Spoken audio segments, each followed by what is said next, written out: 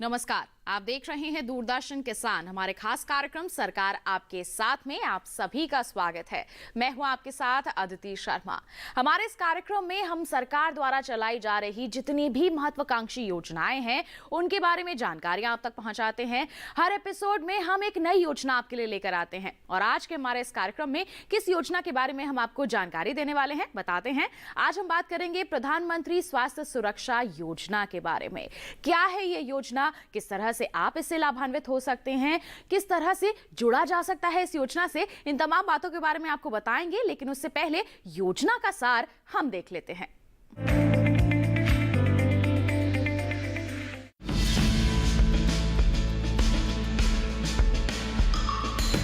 स्वास्थ्य सेवाएं किसी भी देश की बुनियादी जरूरतों में गिनी जाती हैं। प्राइवेट अस्पतालों में महंगी दवाइयाँ और डॉक्टरों की भारी भरकम फीस देना हर किसी के बस में नहीं है। यही वजह है कि सरकार स्वास्थ्य सेवाओं पर काफी पैसा खर्च करती है और लोगों को मुफ्त या किफायती इलाज मुहैया कराती है।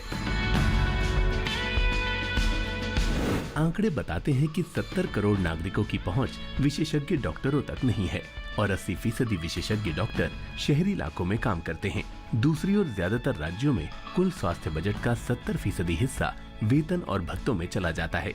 इसका मतलब हुआ कि सेवाओं पर खर्च करने के लिए बहुत ज्यादा बजट नहीं रह पाता। ये भी अनुमान लगाया गया है कि भारत में हेल्थ केयर पर होने वाले खर्च का सिर्फ 22% ही सार्वजनिक वित्त पोषित है और बाकी 78% निजी। इसके अलावा देश की सबसे अमीर 20% आबादी के हिस्से में कुल स्वास्थ्य सब्सिडी का 31% आता है, जो सबसे गरीब आबादी को मिलने वाली सब्सिडी का करीब 3 गुना है। इन आंकड़ों से पता चलता है कि स्वास्थ्य सुविधाएं अलग अलग वर्गों और क्षेत्रों तक समान रूप से नहीं पहुंच पा रही हैं। इसी असंतुलन को दूर करने के लिए 2003 में प्रधानमंत्री स्वास्थ्य सुरक्षा योजना की घोषणा की गई। इस योजना के मोटे तौर पर 2 घटक हैं। पहला एम्स जैसे नए संस्थानों की स्थापना और दूसरा पहले से मौजूद सरकारी मेडिकल कॉलेजों या संस्थानों को चरणबद्ध तरीके से बेहतर बनाना।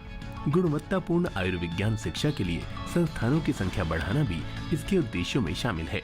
यानी ये योजना 3 तरह की सुविधाएं दे रही है: इलाज, मेडिकल शिक्षा और अनुसंधान। नए अस्पतालों में दिल्ली एम्स की तर्ज पर ही trauma centre, medical college, nursing college, residential complex और दूसरी जरूरी सुविधाएं उपलब्ध कराई गई हैं। स्वास्थ्य सुरक्षा योजना के तहत पहले चरण के दौरान 6 एम्स जैसे संस्थान बनाए गए। इनमें से एक बिहार के पटना में, दूसरा छत्तीसगढ़ के रायपुर में, तीसरा मध्य प्रदेश के भोपाल में, चौथा ओडिशा के भुवनेश्वर में, 5वां राजस्थान के जोधपुर में और छठा उत्तराखंड के ऋषिकेश में। पहले चरण में हर नए एम्स के लिए अनुमानित लागत 820 करोड़ रुपए थी। इसमें से 620 करोड़ निर्माण लागत के लिए और 200 करोड़ रुपए मेडिकल उपकरणों और मॉड्यूलर ऑपरेशन थिएटरों के लिए थे। इन 6 अस्पतालों में कुल 5542 बेड हैं। रिकॉर्ड से पता चलता है कि इन अस्पतालों की ओपीडी में रोजाना 16,000 लोग इलाज कराने पहुंच रहे हैं और आईपीडी में हर माह 18,000 मरीजों का इलाज हो रहा है। इनके अलावा हर महीने औसतन 4,500 बड़े ऑपरेशन किए जा रहे हैं। इन अस्पतालों में आपातकालीन सेवा, trauma, blood bank, ICU, diagnostic और पैथोलॉजी जैसी सभी सुविधाएं उपलब्ध हैं।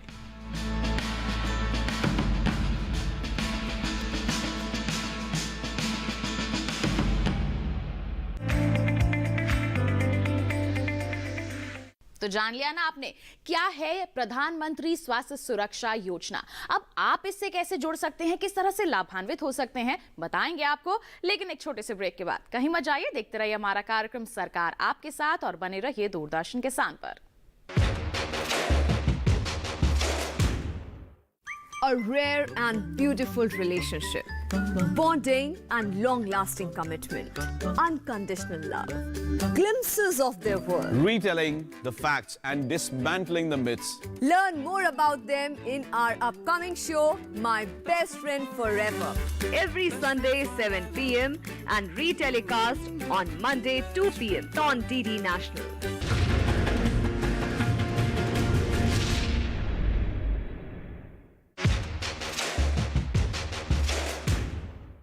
ब्रेक के बाद दूरदर्शन किसान के कार्यक्रम सरकार आपके साथ में आप सभी का फिर से स्वागत है। प्रधानमंत्री स्वास्थ्य सुरक्षा योजना क्या है, इसके बारे में आपने जान लिया। अब इस योजना को प्राप्त करने का तरीका क्या है, पूरी प्रक्रिया क्या है, इसके बारे में आपको बताते हैं। दूसरे, चौथे, पांचवें, छठे और सातवें चरण के दौरान 16 और एम्स अस्पतालों को कैबिनेट की मंजूरी मिली। ये मंजूरी 2015 से 2020 के दरमियान दी गई। इस तरह से बता दें आपको कि देश में कुल एम्स अस्पतालों की संख्या 22 तक जा पहुंची है।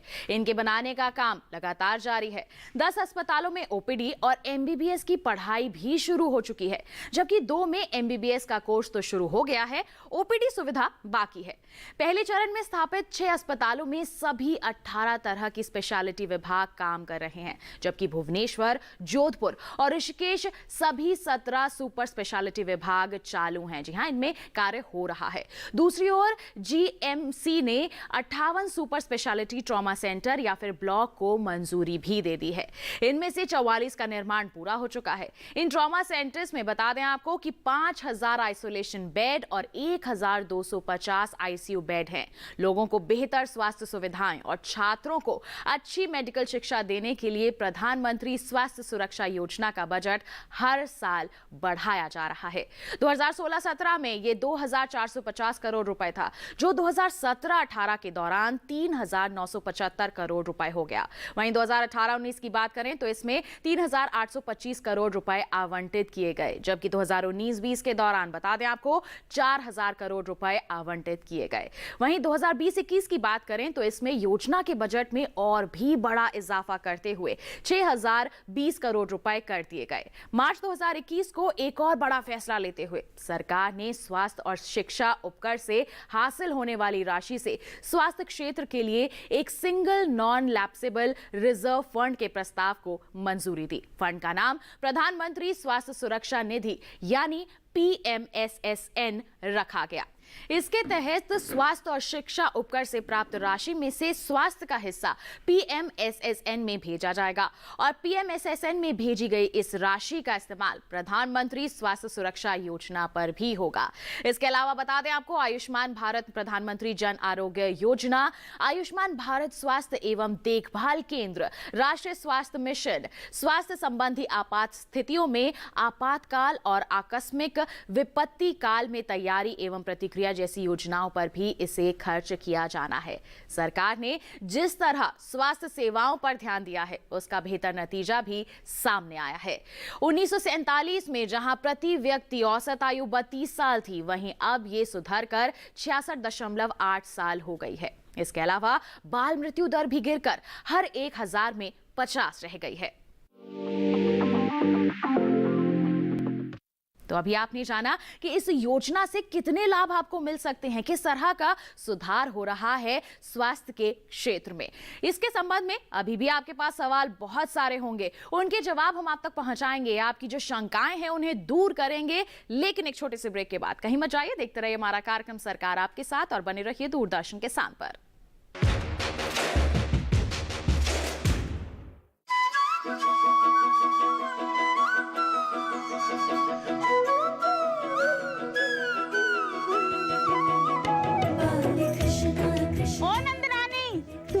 माखन चोर ने और उसकी टोली ने सारा आतंक मना कर रखा है। भैया, तुम्हें मुझसे अधिक कॉपियों पर विश्वास है? माखन की मटकी में ज्ञान का सागर। देखिए बाल कृष्ण सोमवार से शुक्रवार रात 9 बजे सिर्फ डीडी नेशनल पर। ब्रेक के बाद दूरदर्शन के साथ के कार्यक्रम सरकार आपके साथ में आप सभी का फिर से स्वागत है। आज हम बात कर रहे हैं प्रधानमंत्री स्वास्थ्य सुरक्षा योजना की। योजना का सार आपने जान लिया, किस तरह के बदलाव आ रहे हैं स्वास्थ्य के क्षेत्र में, इस पर भी आपने जानकारी हासिल कर ली। लेकिन इस योजना के संदर्भ में कई सवाल आपके मन में जरूर होंगे, जिन्हें दूर करने के लिए आज हमारे विशेषज्ञ हमारे साथ मौजूद हैं। तो आइए उन्हीं का रुख करते हैं।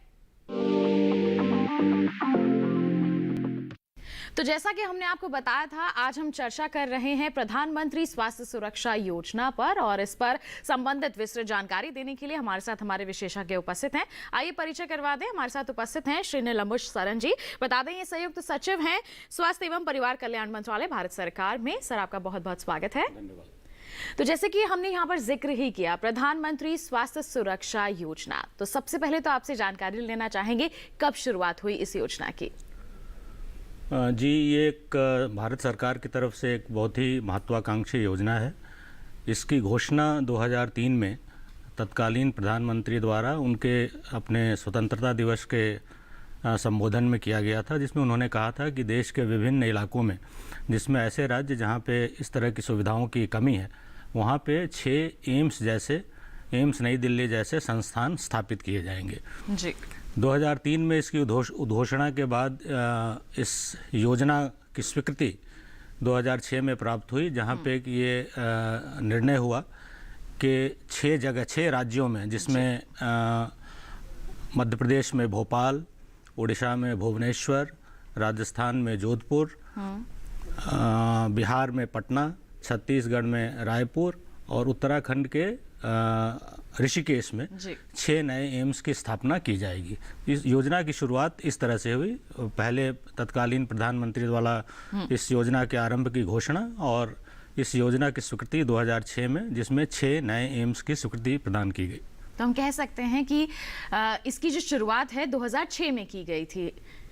प्रस्तावित 2003 में थी, लेकिन जो शुरुआत है 2006 में की स्वीकृति 2006 में, स्वीकृति 2006 में नए एम्स की स्वीकृति इस योजना के तहत 2006 में प्राप्त हुई। जी बिल्कुल। तो उसके पश्चात हम देख ही रहे हैं, जैसे आपने जिक्र किया कि 6 राज्यों में यहाँ पर एम्स बनाए भी गए हैं और लोग इससे यहाँ पर जाकर के स्वास्थ्य संबंधी जो सेवाएं हैं उनका लाभ भी ले रहे हैं। आपसे जानना चाहेंगे कि जैसे आपने जिक्र किया कि यहाँ पर 6 नए एम्स बनाए गए हैं, पहले केवल दिल्ली में ही था, लेकिन अब अन्य क्षेत्रों में भी बनाया गया है। तो इस योजना की शुरुआत के पश्चात स्वास्थ्य सेवाओं में या फिर कहें कि उस क्षेत्र में किस तरह का बदलाव आपने देखा है? सबसे बड़ा जो इस प्रत्यक्ष लाभ लोगों को मिला है वो यह है कि जहां पहले हाई क्वालिटी की tertiary health care facilities limited जगह पे उपलब्ध थी जी। अगर हम केंद्रीय सरकार के संस्थानों की बात करें तो हमारे 3 इंस्टीट्यूट्स ऑफ नेशनल इम्पोर्टेंस इसको कहते हैं, उसमें एम्स नई दिल्ली था, पीजीआई चंडीगढ़ और पुदुचेरी में जिपमर नाम की संस्थान है। इसके अलावा भी हमारे केंद्रीय अस्पताल हैं, लेकिन ये बड़े रीजनली बड़े डिस्पर्स नहीं थे जी। तो जैसा आपको विदित होगा, इस योजना का जो ऑब्जेक्टिव है, मेन मुख्य ध्येय है, वो यही है कि जो तृतीयक स्वास्थ्य सेवाओं की उपलब्धता में जो क्षेत्रीय असंतुलन है उसको कम किया जा सके।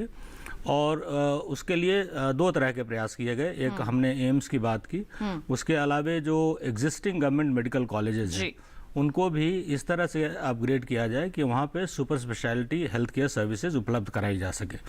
तो जैसा मैंने कहा, प्रत्यक्ष लाभ लोगों के नज़दीक high quality affordable health care facilities उपलब्ध कराना रहा है। जी। तो जैसे पहले देखा जाता था कि इलाज के लिए लोगों को दूर दराज जाना पड़ता था, लंबी दूरी तय करनी पड़ती थी, अब उनके क्षेत्र में ही ये सारी सुविधाएं उपलब्ध हुई हैं, जिससे सीधा लाभ मिला है हमारे सभी देशवासियों को, हम कह सकते हैं। तो अब हम आपसे जानना चाहेंगे, जैसे आपने जिक्र किया कि नए अस्पतालों का यहाँ पर निर्माण और साथ ही साथ जो पहले से ही अस्पताल उपस्थित हैं उनमें और ज़्यादा सुधार किया जा सके, और क्या क्या कारक हैं इस योजना के, उस पर क्या प्रकाश डालेंगे आप? अगर मैं इस योजना का जो ग्रोथ हुआ है ओवर द टाइम, अगर मैं उसके बारे में आपको जल्दी से बता सकूं, मैंने बताया पहले 2006 में 6 एम्स की स्वीकृति मिली, उसके बाद फिर 2009 में एम्स रायबरेली की स्थापना की स्वीकृति मिली जी। उसके बाद कुछ अंतराल के बाद 2014-15 में 4 और नए एम्स को स्वीकृति दी गई। फिर 15-16 में 7 नए एम्स की स्वीकृति मिली, जिसमें जो प्रधानमंत्री डेवलपमेंट पैकेज है जम्मू एंड कश्मीर के लिए, उसमें 2 एम्स, एक जम्मू में और एक कश्मीर में, इसकी घोषणा की गई जी। उसके बाद फिर से 17-18 में 3 एम्स, 19-20 में 1 एम्स, तो पूरी तरह से पहले 6 और उसके बाद 16, और ये 16 एम्स, 22 नए एम्स इस योजना के अंतर्गत स्वीकृत किए जा चुके हैं, जिसमें से 6 पूरी तरह से फंक्शनल हैं। 10 इसके अलावा, इस 6 के अलावे 10 हमारे ऐसे एम्स हैं जहाँ पे कि ओपीडी सेवाएं शुरू कर दी गई हैं और एमबीबीएस के क्लासेस भी चल रहे हैं। ये एम्स हमारे रायबरेली के हैं, गोरखपुर का है, मंगलगिरी जो आंध्र प्रदेश में है, कल्याणी जो वेस्ट बंगाल में है, नागपुर महाराष्ट्र में है, इसके अलावा बीबी नगर जो तेलंगाना में है, बठिंडा पंजाब में है। इन 10 ऐसे संस्थानों में ओपीडी और MBBS कक्षाएं शुरू की जा चुकी हैं। बिल्कुल। तो जैसे कि अभी आपने जिक्र किया कि यहाँ पर स्वास्थ्य सेवाएं तो मुहैया कराई ही जा रहे हैं, वो भी अच्छे स्तर पर, हर क्षेत्र में कोशिश लगातार जारी है। OPD भी यहाँ पर फंक्शनल हो गई है, MBBS की कक्षाएं भी हो रही हैं। तो इस योजना के अंतर्गत हम कह सकते हैं कि स्वास्थ्य शिक्षा के सुधार के लिए भी प्रावधान है। जी, अगर इसमें देखें 3 मुख्य कार्य इन संस्थानों द्वारा अपेक्षित हैं। जी। एक मेडिकल एजुकेशन है जिसमें MBBS की पढ़ाई और नर्सिंग की पढ़ाई भी शामिल है। तो हर एक एम्स में एक MBBS कॉलेज और नर्सिंग कॉलेज की व्यवस्था है। इसके अलावा पेशेंट केयर एक बड़ी सुविधा है जिससे जनमानस को सीधा लाभ पहुंचता है, और मेडिकल रिसर्च ये भी एक इन संस्थानों का एक महत्वपूर्ण कार्य है। जी बिल्कुल। तो ये तमाम महत्वपूर्ण कदम जो हैं उठाए जा रहे हैं इस योजना के अंतर्गत। देखिए, ना केवल अच्छी फैसिलिटीज़ मिल सकें बल्कि लोग आगे बढ़ें। अगर इस क्षेत्र में शिक्षित होना चाहते हैं तो उसके लिए भी इस योजना में काफ़ी अच्छे प्रावधान किए गए हैं। अब आपसे जानना चाहेंगे, एम्स के बारे में तो आपने बताया, और कितने अस्पताल इस योजना के अंतर्गत आते हैं, इस पर क्या कहेंगे आप? एम्स के अलावा जैसा मैंने बताया कि गवर्नमेंट मेडिकल कॉलेजेस के अपग्रेडेशन का भी इस योजना में प्रावधान है। और जब हम अपग्रेडेशन की बात करते हैं तो एक कॉलेज का प्रस्ताव राज्य सरकार से आता है कि इसके अपग्रेडेशन की आवश्यकता है, और वहाँ पे एक गैप असेसमेंट करते हैं कि किस तरह के डिपार्टमेंट्स खुलने चाहिए, किस तरह के इक्विपमेंट वहाँ पे की कमी है, और उस गैप असेसमेंट के बाद कौन से डिपार्टमेंट्स खुलने हैं। एवरेज तौर पर एक अपग्रेडेशन प्रोजेक्ट में 8 से 10 सुपर स्पेशलिटी डिपार्टमेंट खोले जाते हैं। 150 से 200 बिस्तर के एक अस्पताल की व्यवस्था होती है जहाँ पे कि ये सुपर स्पेशलिटी की OPD के अलावा IPD की सेवाएं दी जा सकें। जी। और PG सीट्स क्रिएशन, आपने मेडिकल एजुकेशन की बात की, तो PG सीट्स क्रिएशन करीब 15, हर इस तरह के प्रोजेक्ट में 15 PG सीट्स क्रिएशन की भी व्यवस्था होती है। बिल्कुल। तो ये सारी जो अपग्रेडेशन की यहाँ पर मुहिम है, हम कह रहे हैं कि चलाई जा रही है इस योजना के अंतर्गत। हम उम्मीद करते हैं कि क्षेत्रीय जितने भी अस्पताल हैं उन्हें इससे ज़रूर लाभ मिलेगा, और लोग भी जब यहाँ से जुड़ेंगे, यहाँ से इलाज करवाएंगे तो निश्चित तौर पर उन्हें फ़ायदा ही मिलेगा। तो आपसे जानना चाहेंगे, जैसे आपने कहा कि स्टेट गवर्नमेंट हॉस्पिटल जो हैं वो इसके अंतर्गत आते हैं, तो सारे स्टेट गवर्नमेंट आते हैं या फिर कुछ कुछ को ही यहाँ पर चुना जाता है? नहीं, ये करीब करीब हर राज्य में इसका स्प्रेड है। तो 75, जैसे मैंने बताया, इस तरह के 75 प्रोजेक्ट्स लिए गए हैं 75 अपग्रेडेशन के प्रोजेक्ट जो विभिन्न राज्यों में हैं। बिल्कुल। तो 75 यहाँ पर अभी तक हैं। आगे की क्या योजना है, इस पर क्या कहना चाहेंगे आप? आगे की फिलहाल जो प्रोजेक्ट्स चल रहे हैं, पहले उनको कंप्लीशन का एक टारगेट है। अभी 75 में से हमारे 58 कंप्लीट हो गए हैं, और इसके अभी हमारा मुख्य जो जोर है और प्रयास है वो ये है कि जो हमारे ऑनगोइंग प्रोजेक्ट्स हैं हम उनको कंप्लीट करें। बिल्कुल। तो जो अभी कार्य प्रगति पर है वो जल्द से जल्द वो लक्ष्य प्राप्ति हो सके, और जितना निर्धारित किया गया है उसे हम जल्द से जल्द पूरा कर लें। ये तो आपने बता दिया कि जितना निर्धारित किया गया है लक्ष्य, उस पर आगे हम अगर आगे आने वाले 5 सालों की हम बात कर लें तो स्वास्थ्य क्षेत्र को आप किस तरह से देखते हैं, इस पर क्या कहेंगे? ऐसी योजनाएं अगर आती रहीं और सुविधाएं बेहतर होती रहीं तो इस पर आप क्या कहेंगे? आप देखिए, स्वास्थ्य की सुविधाओं के विस्तार के लिए या उसके सुदृढ़ीकरण के लिए PMSSY एक योजना है। इस तरह की भारत सरकार की बहुत महत्वपूर्ण, बहुत महत्वाकांक्षी योजनाएं हैं, जिसमें एक नेशनल हेल्थ मिशन है, जिसमें कि प्राइमरी और सेकेंडरी हेल्थ केयर फैसिलिटीज जो कि मुख्यतः स्टेट गवर्नमेंट के द्वारा हम कराते हैं, उसके लिए हम तकनीकी और फाइनेंशियल सपोर्ट स्टेट गवर्नमेंट्स को करते हैं।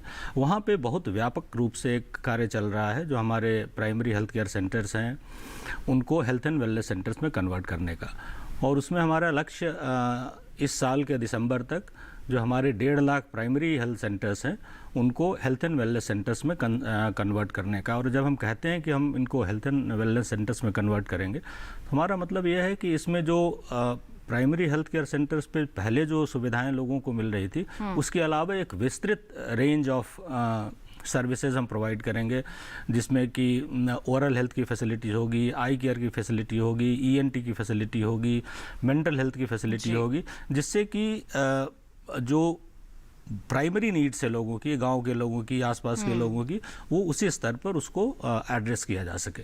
और अगर ज़रूरत पड़ी तो एक कंटिन्यूम ऑफ केयर जो कहते हैं, तो आगे उनको रेफरल के थ्रू अगर ज़रूरत पड़े तो डिस्ट्रिक्ट हॉस्पिटल्स या मेडिकल कॉलेजेस, अगर ज़रूरत पड़े तो एम्स, इस तरह से। इसके अलावा हमारे फाइनेंशियल प्रोटेक्शन के लिए एक प्रधानमंत्री जन आरोग्य योजना चल रही है, जिसमें 5 लाख प्रतिवर्ष का जो एलिजिबल फैमिलीज़ हैं उनके बीमा की व्यवस्था है। तो इन सारी प्रयासों से जो सामान्य जनमानस पे आउट ऑफ पॉकेट एक्सपेंडिचर का जो बोझ था वो कम हो रहा है। जी बिल्कुल, और अच्छी स्वास्थ्य सुविधाएं यहाँ पर मिलेंगी। जैसे आपने कहा कि शुरुआती दौर पर ही यहाँ पर अगर सही समय पर इलाज मिल जाएगा तो ज़्यादा समस्या भी नहीं होगी। देखिए, अपने क्षेत्र में ही आपको सारी सुविधाएं मिल सकें, इसके लिए हमारी सरकार एक नहीं बल्कि कई कदम उठा रही है। अब आपको भी इससे जुड़ना है और लाभ लेना है। आम जन को ऐसी योजनाओं के बारे में जानकारी नहीं होती, तो जागरूकता के लिए कुछ कदम उठाए जा रहे हैं? जागरूकता के लिए हम विभिन्न माध्यमों से हेल्थ मेलाज लगते हैं, या हमारे जो प्रगति मैदान में जो ट्रेड फेयर लगता है उस के माध्यम से भी हम, या अखबारों के माध्यम से, सोशल मीडिया के माध्यम से इन सारी सुविधाओं की जानकारी हम जनमानस तक पहुंचाने की कोशिश करते रहते हैं। बिल्कुल, आप भी कोशिश कर रहे हैं और दूरदर्शन किसान के माध्यम से हम भी लोगों को यहाँ पर जागरूक करने की कोशिश कर रहे हैं कि आपके स्वास्थ्य के लिए देखिए कितने अहम कदम उठाए जा रहे हैं, काफ़ी बेहतर योजनाएं चलाई जा रही हैं। अब आपको भी इनके प्रति जागरूक होना है, जानकारी हासिल करनी है और इनका लाभ लेकर इन्हें सफल जरूर बनाना है। सर, आपका बहुत बहुत धन्यवाद देना चाहेंगे, आप हमारे साथ जुड़े। अगर आप समय दें तो मैं एक दो चीज़ें और कहना चाहता हूँ। जरूर बताएं, जरूर एक, हमारे प्रयास जो स्वास्थ्य के क्षेत्र में हैं उसके परिणाम हमें देखने को, जो आंकड़े हमारे आते हैं उनसे उसकी पुष्टि होती है। तो इसमें मैं ये बताना चाहता हूँ कि लोगों पर अपने स्वास्थ्य को ठीक रखने का जो खर्च आता है, जिसको हम आउट ऑफ पॉकेट एक्सपेंडिचर कहते हैं, जिनको अपनी जेब से खर्च करना पड़ता है, इसमें अगर हम देखें तो 2013-14 से 17-18 के बीच 64.2% जो टोटल हेल्थ एक्सपेंडिचर था उसमें 64% आउट ऑफ पॉकेट होता था, वो घट के अब 48.8% हो गया है। और इसका सीधा संबंध है कि सरकार हेल्थ पे कितना खर्चा कर रही है। तो सरकार का जो एक्सपेंडिचर है हेल्थ के ऊपर, अगर जीडीपी के प्रतिशत के रूप में देखें तो ये जो 1.15% होता था 2013-14 में, वो आज 1.35% हो गया है। उसी तरह से हेल्थ सर्विसेज का जो प्रोविजनिंग है वो गवर्नमेंट से भी होता है और प्राइवेट से भी होता है। तो गवर्नमेंट का जो शेयर टोटल हेल्थ एक्सपेंडिचर में पहले 28-29% होता था, वो बढ़ के 41% हुआ है। तो जैसे जैसे सरकार अपनी सेवाओं का विस्तार कर रही है, लोगों के करीब ले जा रही है, तो उसका सीधा प्रभाव जो आउट ऑफ पॉकेट एक्सपेंडिचर लोगों का कम हो रहा है, इस रूप में दिख रहा है। जी बिल्कुल, तो यहाँ पर जैसे आप आंकड़े ही बता रहे हैं, साफ तौर पर बता रहे हैं कि बदलाव आ रहा है और आगे भी ऐसा ही बदलाव आता रहे, इस उम्मीद के साथ हम आपका बहुत बहुत धन्यवाद देना चाहेंगे। आप हमारे साथ जुड़े, इतनी अहम जानकारियाँ आपने साझा की हैं, बहुत बहुत धन्यवाद आपका। धन्यवाद आपको। तो प्रधानमंत्री स्वास्थ्य सुरक्षा योजना क्या है, आपने जान लिया। किस तरह से ये स्वास्थ्य के क्षेत्र में बदलाव के लिए कार्यरत है, इसके बारे में भी आपने जानकारी हासिल कर ली। हम उम्मीद करते हैं कि इससे सभी लाभान्वित जरूर होंगे। तो ये तो बात हो गई आज के हमारे कार्यक्रम की। अगले अंक में एक नई योजना हम आपके लिए लेकर आएंगे। आप हमसे जुड़ना चाहते हैं तो क्या माध्यम है, बता देते हैं आपको। हमारे आप ईमेल आईडी पर मेल कर सकते हैं। ईमेल आईडी है सरकार आपके साथ @gmail.com। साथ ही आप हमारे फेसबुक पेज के जरिए भी जुड़ सकते हैं। फेसबुक पर जाइए, हिंदी में टाइप कीजिए सरकार आपके साथ, हमारा पेज खुल जाएगा। उस पर आप अपनी सवाल या फिर कोई सुझाव है तो वो भी पोस्ट कर सकते हैं। एक और जरिया है डीडी किसान कॉल सेंटर नंबर, जिसका नंबर है 1800-113-060, जिस पर सोमवार से शनिवार सुबह 6 बजे से रात के 10 बजे तक कॉल करके आप अपनी सवाल रिकॉर्ड करवा सकते हैं। साथ ही आपको बता दें कि आप हमारे कार्यक्रम हमारे यूट्यूब चैनल के जरिए भी देख सकते हैं। टीवी स्क्रीन पर दिखाए जा रहे क्यूआर कोड को आप स्कैन कीजिए, सीधा पहुंच जाएंगे हमारे यूट्यूब चैनल पर। देख सकते हैं आप कार्यक्रम सरकार आपके साथ, और सरकार द्वारा चलाई जा रही जितनी भी महत्वाकांक्षी योजनाएं हैं उनके बारे में जानकारी हासिल कर सकते हैं। तो इसी के साथ आज के लिए बस इतना ही। अगले अंक में करेंगे आपसे मुलाकात। तब तक के लिए हमें दीजिए इजाजत। आप बने रहिए दूरदर्शन किसान पर। नमस्कार।